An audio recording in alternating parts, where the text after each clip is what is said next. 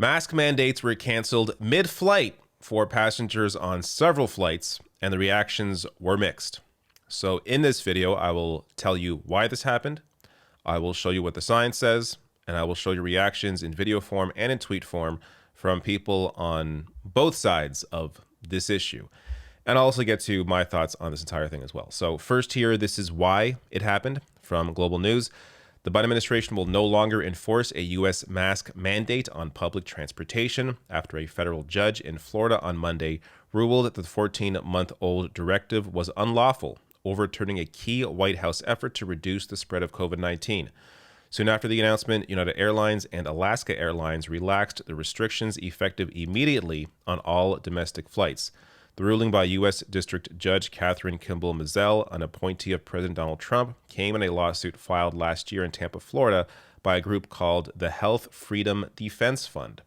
So first, quickly, on this Health Freedom Defense Fund. This group is crazy. So, showing you some of the things they have posted on their site here. COVID experimental injections. An appeal to those who hurl the anti-vaxxer slur. And this one, and these are just a few examples of many crazy posts. Masks aren't just ineffective, they're dangerous. And of course, all of this is bullshit. The science doesn't back up anything they're saying. The science on masks are clear. This one from Stanford here, surgical masks reduce COVID-19 spread, large-scale study shows. Now we'll get to the airplane aspect of this in a second, as airplanes are well ventilated. So that, adds a different modifier to this whole thing. But just showing you, the kind of group that was pushing for this, they're crazy people. Now, from an expert here weighing in on this decision, Lindsay Martin, expert in transmission of infectious disease via aerosols, said via email that dropping the mask mandate is reasonable with the caveat that it makes sense, quote, as long as cases remain low. There is a smaller scale chance that someone who is infected will be on the plane, and we know that planes have excellent ventilation and filtration, which help reduce the risk of transmission on a plane, said Marr, who is a professor at Virginia Tech. Those who want more protection can still choose to wear a high-quality mask on planes, which Marr said she intends to do during future surges and during cold and flu season, and bringing mandates back should be on the table. Well, this is very important. As long as cases remain low. What are cases like right now? The ruling comes as COVID-19 infections rise again in the U.S., with 36,251 new infections reported on average each day, and 460 daily deaths based on a 7-day average, the highest number of reported total COVID-19 deaths in the world. So, the highest number of COVID deaths in the world is in America, around 36,000 each day. I wouldn't call this a low number. But apparently, facts don't matter. Science doesn't matter. I mean, this is I think a little ridiculous. It's one thing if this decision's made now and then you decide, okay, it's going to be no masks. I'm going to book a flight. I'm going to take that risk, whatever. But for certain airlines to cancel this mid-flight is a little absurd.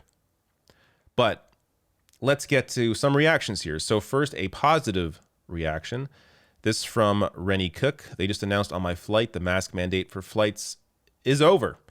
A lot of happy faces here, minus a couple of people hiding. This guy looks pretty pissed wearing his mask. Someone else here wearing a mask. Now, it's important to reiterate this. Mask wearing is most beneficial if everyone is doing it. There's only so much protection you have if you're doing it yourself. Now, if you wear like an N95, you're going to have a lot more protection than if you're wearing just a regular medical mask or a cloth mask. You shouldn't wear a cloth mask. But this is the issue that I have generally with this decision is you have kids that can't get the vaccine, that are under 5, that in most cases can't wear masks. Babies can't wear masks. The only protection they have is if everyone else is doing their part to protect themselves from others. So we know even if you have the vaccine, you could still carry COVID-19 and transmit it. So even if this is an entire flight of vaccinated people, they could still potentially be transmitting COVID-19 to somebody who's unvaccinated, a child under 5 who has no mask. That's the biggest issue here. Now, again, mid-flight for me is the biggest problem. If this is, a decision made now and then it's put in place in like a month or two, then that's a little different. But mid-flight, I mean, the poor people on these flights that may be immunocompromised, may have kids, that's what I'm thinking about here. And we're going to get to some of those reactions shortly. But another reaction here, this is from Ben here sharing this video. Let me play this quickly. It's over immediately. Congratulations.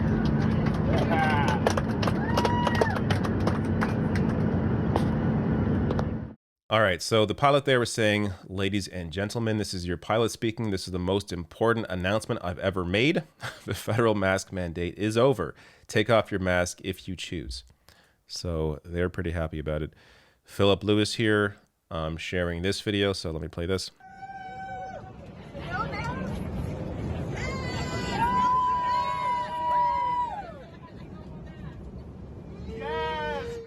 All right, so a lot of happy faces there as well, but you also see, people in this video wearing their mask. A few in this image here. So not everybody is happy about it.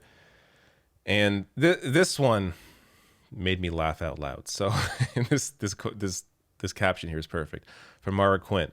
A large part of this country seems to think the masks are COVID. So watch as this flight attendant sings this announcement.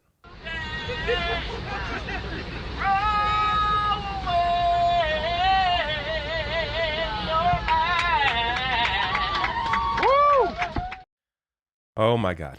Okay, now when it comes to flight attendants, they're divided on this. So the union came out and said that they asked for patience following the mask mandate ruling, saying that it could still be overturned. They're split on this, and I totally understand why. Because of the amount of shit that they have had to deal with for people who do not want to wear the mask. So, I mean, this is well documented. I know they talk about it in here as well. The Federal Aviation Administration recorded 1,150 reports of unruly passengers over the last year, a huge spike from previous years, with 744 of those incidents related to masks. An AFA survey released last year found that 85% of flight attendants dealt with unruly passengers in the first half of 2021, and 17% experienced a violent incident. So this is why flight attendants, despite the science, are a little more split on this. It's for good reason. I totally understand why they would be happy to not have to deal with this anymore. At the same time, the ones that have, maybe young kids or are immunocompromised may be a little more worried about the end of this mandate. Now let's get to the negative reactions to this. So Carla Monteroso writes here, I cannot imagine what it would have been like for me to have made plans to fly, believing as an immunocompromised person I was safe, then discovering that I wasn't midair, with no ability to change my plans. What a nightmare. So exactly what I was saying. These are the people that I'm thinking about in a moment like this. Jason here sharing, we're still taking off our shoes because of one dude 21 years ago, but can't be bothered to wear masks after 1 million dead from a virus that's still killing over 500 a day. What a world. Hard to deny here. Jason makes a fantastic point. Another reaction here. Brooke writes, I am on a plane with my 2 not yet eligible for vax kids, and the pilot just announced the mask mandate has just this minute ended. People clapped and took off their masks. Here we are having boarded a plane with our kids, very upset, Delta, that this was announced mid-flight. Here we are trapped in the sky with our 8-month-old unmasked baby. You can't actually mask a baby that young, under the supposition that everyone who can be masked would be masked, and the flight 200 and the flight 325 crew has taken our choices away from us. Very, very angry about this. Jeremy here writing, Hi United, when I bought my tickets for me, my wife who is pregnant, and our unvaccinated 4-year-old, I assumed you would continue to have a mask mandate. Now you cancel it and we will have to board our return flight under your new no masks required policy. Thanks so much. And last reaction here, Michael Wilner writes, on a flight tonight from Washington to Paris, our Air France pilot alludes to the news, quote, I don't need to remind you that we are still in a pandemic. We ask you to wear your masks all flight long. So my understanding is that this is just for domestic flights within the U.S., not flights that are, going international. Important to keep that in mind. And if you want more of a detailed explanation on each airline's policy around this, I'll link to this below the video from NPR. So they go through, Alaska Airlines, American Airlines, Delta, and what they are all saying about it. So, look, there is just the last thing on this.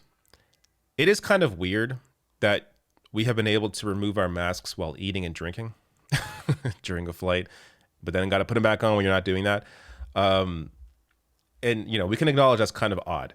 At the same time, you are still not eating and drinking most of the flight, meaning you are, for the most part, before this, you have a mask, wearing a mask, less of your, air is going out into the cabin, meaning I think it's a lot easier for these airplanes to recirculate the air or to ventilate the air and filtrate. Is that the right term? Filter. You can tell I'm out of sorts right now. Filter the air when there is less of it, potential virus spreading within the cabin. So look, I understand the contradictions.